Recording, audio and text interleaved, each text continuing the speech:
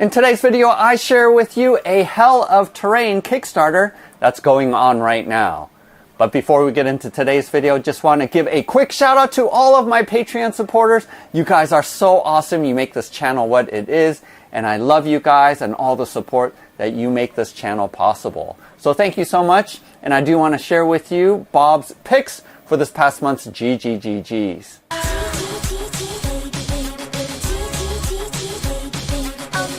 Bob the Beholder picks some of my Patreon supporters to receive gratitude gifts. And for this past month of August of 2023, Brooke E is receiving this printed and painted and flocked Battlefields Ruined set.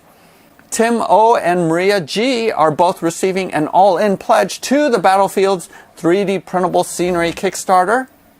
W. Schlunt and Lassie B are both receiving a pledge for the upcoming Timescape Kickstarter. Robert J and Frank T are getting the full set from Dynamod. And finally, Brian V is receiving $100 towards the Dolmenwood Kickstarter that is still, I think, up on its last days right now. Go ahead and use the link below to go to my Patreon page if you're interested in getting in on the chance to be able to receive one of the gratitude gifts for this month. Also click on that page as we will be adding other items as the month goes along for additional gratitude gifts. So I've done a number of videos for DecoQuest, and this more recent Kickstarter that is going on right now features a hell-themed terrain set, which is perfect for any of your skirmishes that might use demon armies or any of the games where you might be duking it out on a hellscape. So there's a game that I can't quite remember that I did purchase from Vince as well as from Adam. Any theme where you do have a demon army or any skirmish, I think this set would be perfect for that, especially if you pair it up with a nice sort of lava mat. And this video is broken up into a couple of sections after I just share really quickly about this that I printed out, which, by the way, is one of the GGGGs for this month of September of 2023, as well as 2 all-in pledges for this Kickstarter. But this video is broken up where we are going to go to the computer and I'm going to walk you through the campaign, as well as a painting tutorial for how I painted up this Hell Gate. So go ahead and use the timestamps below if you want to skip ahead to any of those sections. But like I've mentioned in my previous videos for DecoQuest, he makes a ton of detail into these pieces. And so much so that, in fact, when I went to slice them in both Prusa Slicer as well as Bamboo Labs, both of them detected that it had unnecessarily high level of detail and asked whether or not I wanted to simplify the files so that the printing would be quicker. And even though I did simplify the files, but you can see there's still a lot of details that is preserved in these pieces. You're just saving printing time by choosing to simplify. I feel like you can take any of these pieces and just blow them up 500% and it will still have a massive amount of detail. And so his files do tend to be bigger because of that amount of detail. But just know that even if you do receive that pop-up in your slicer that says, do you want to simplify? Simplifying it does not take away the details at this scale of printing. And I do have some of my miniatures here just to show the scale. This Hellgate is pretty big, and you can compare that to the rest of the pieces once we get to the campaign page. Also, a quick note that all of his previous Kickstarters are now available through this one. So not only can you pick them up even if it's past the Kickstarter end date for this campaign, you can always pick up his previous files on My Mini Factory. But right now you can jump in on this project and then add on any of the previous ones that you missed out on. But I've always found his terrain to be super detailed and easy to paint because it has so much detail. Just some quick dry brushing has worked out fantastically for me. But let's go ahead and jump over to the computer where I can walk you through the campaign and you can see whether or not this is a project that you want to be able to back. So here's the Kickstarter page. We have about a little over 5,000 raised with 20 days left to go. This does end on September 26th on Tuesday, so just keep that in mind. And let's take a look at the different levels. So all in is about $32 US. So you're getting, it looks like there's a limited quantity and it will go up to about $38 after that. So this must be the early bird. Yes, it is. So jump in on that quickly if you want to have a little bit of a discount but it isn't that big of a jump if you miss out on the early bird. So let's go through this. He has some videos here that talk about how the pieces actually work. Oh, these are the chains. So the chains are actually print separately and clip together. So that's cool. Here's the Hell Gate as I showed you. Looks awesome. And then these are the modular ruins. And as you can see here, look at how small the mini is. So these pieces are gigantic. So you can fill up your gaming table pretty quickly with these large pieces. These platforms also are super cool. I always like having multi-level pieces for my skirmishes and war games. And here you see the clips where the chains can attach. Here's a pentagram sort of center platform. And look how cool these details are on these pieces. Oh, I want to show you these workable stairs. So basically you can slot in that platform at various levels on the stairs, which I always appreciate because decoratively stairs don't actually work to place miniatures, so having a platform I think is super cool. Here are some supports and dead ends. And it just shows you what kind of builds that you can create. Brasero. I don't know what a brasero is. Maybe it's this? I'm not. Oh. You know what? It's a brazier for basically for having flames. That's what that is. Because I think the owner of DecoQuest is French, if I am not mistaken. I think this is really a cool terrain piece right here. Saint Antoine of Galamis, the Exorcist. Oh, you're actually getting a miniature. And I think this is meant to be printed on an FDM printer. Yes, he said made for FDM, mostly for fun. So that looks cool. Painted up pieces and examples here. That looks super cool. I like how he did that in both brown and in gray. That looks super cool. There are stretch goals. Let's see, Hell's Bells have been unlocked. Cauldron platform has been unlocked. He has a lot of other plans in place. And then a lot of add-ons, and this is previous Kickstarters, like I mentioned before. I actually printed out this small piece. So all of his terrain is relatively large, because this piece was huge in and of itself. Can't imagine printing out this entire thing. That's going to fill up your gaming table really quickly. So you can jump in on these previous Kickstarters. This looks super cool as well. The Governor's Castle. It's modular too. Look at that. That looks super cool. I also did a video for the Highlands Rebellion, and actually one of the GGGGs was this piece here. Old Liberus Kickstarter.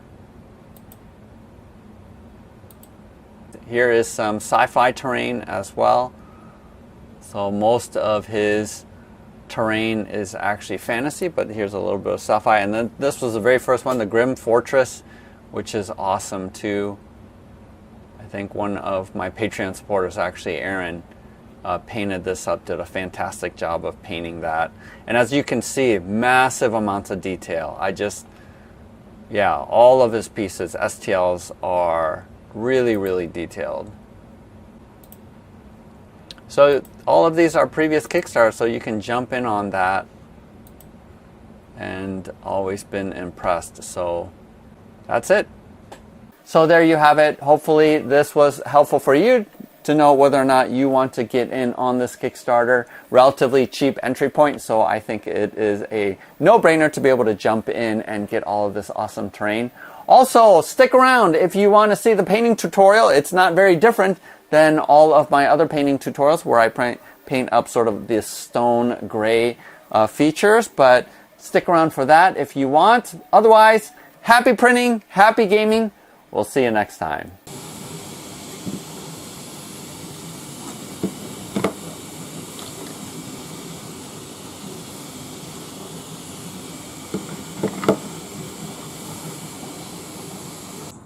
So I did go ahead and do a base spray with this slate gray, and this is what it looks like so far, but I am going to try an experiment, and I'm going to do some purple. Now the purple I found is this marking for boundaries, which the reason why I got it was because I'm hoping that it's more matte than their regular paints, but who knows, I have no idea. But I'm actually not going to do a ton, but just do, you know, a couple of spots here and there just to get it a little bit of a different coloration. And again, just experimenting. I'm not 100% sure what this is going to look like. So just putting it on different spots, not, you know, covering the entire thing, but just a little bit of variation. Sorry, the light is behind it. Can't see it very well. But yeah, just see what that looks like, ends up looking like. Alright, so here under the light, you can see that the purple is on there, but it's not quite as bright as I thought it was going to be, so I don't know if it's really going to make any difference. So I'm going to go ahead and paint this with my normal gray colors, and we'll see if any of that purple actually ends up coming through at all. I'm sort of doubting it, so maybe I'll add some purple to my dry brush, but we'll see. So this is my regular painting formula, so if you've seen some of my other previous painting tutorials, I'm following the exact same one for gray. So using zinc, which is a very dark gray first. Using a hog's hair brush, very stiff. I always like these brushes for painting terrain because it just has a lot of coverage, but also because it's stiff, it leaves all of the recesses, the darker tones from the primer. So just give that a good work over. I mean, some of the purple is remaining, but might be too subtle for people to really see.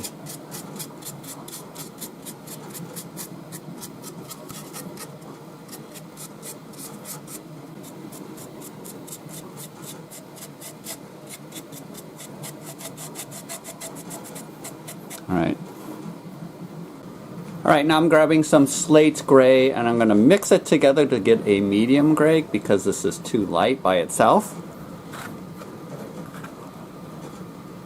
So go ahead and mix these two together.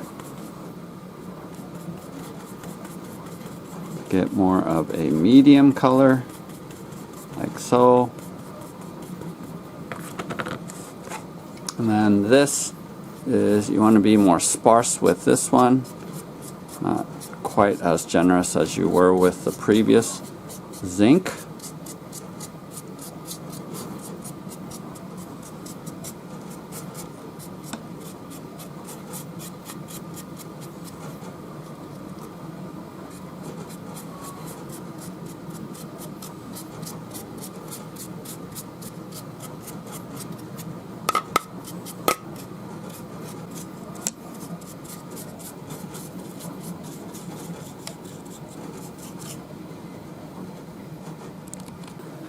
I'm going to take this pure gray, slate gray, because we're going to do the skull here.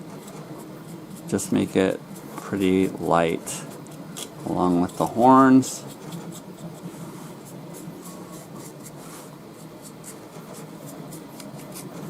And see how it doesn't really matter if I get it on other parts of the stone as long as it sort of is the brightest. And then I'm going to do all of these swirlies that's coming out of the gate, because we're going to go back with a different color, possibly green, lime green. I sort of like that for gateways. And then we'll put some down here too, because the reflection off of the gate will show up there. Now, if you wanted to, you could actually go through and paint all of these horns and the skulls, and here included, just a really dark brown, and then highlight it up from there with a tan. That way it makes this look really different and distinct from the rest of the stonework that you see here. So that is an option if you want more variation with colors that makes all of the bone parts stick out a little bit more and distinguishes it. But I sort of like, you know, everything here looking like it was made out of stone or carved out of stone. Alright, I'm taking some metallic copper. You can grab whatever color that you want, or you can just keep all this stone colored. But I am painting up all of these, what looks like metal parts, this copper. And I started on this side, finished up this side. And we'll go ahead and do all of these. So there's quite a bit of it, and I'm not quite sure yet what color I'm going to make these stones, or the gems that's inside of them. Maybe I'll make those purple, since the purple spray that I put behind on the original base coat isn't really showing through. But yeah, I'm not 100% sure what colors I want for there. But yeah, go ahead and do all of these little bands, and then we'll figure out what color to make the gemstones. Alright, check it out. We got purple pizzazz, but any purple will do. And I already did all of the gemstones on here. I considered doing sort of different colors, but I think sort of a Hellgate should only have one color. And so I want to show you real quick here on these bigger ones on the base how I'm coloring them. So gems in particular, especially darker colored ones, have dark parts to it. So I create sort of a fade like this, and we're going to come back with lighter purple to highlight, but I want sort of like the inside of these stones to be almost black. So that's why I'm fading it like that. So go ahead and do that. I did that a little bit. It's harder to do with these gemstones because they're so much smaller, but closer to the edge I kept it dark, or here you can see it here a little bit on these, where I kept it darker right there.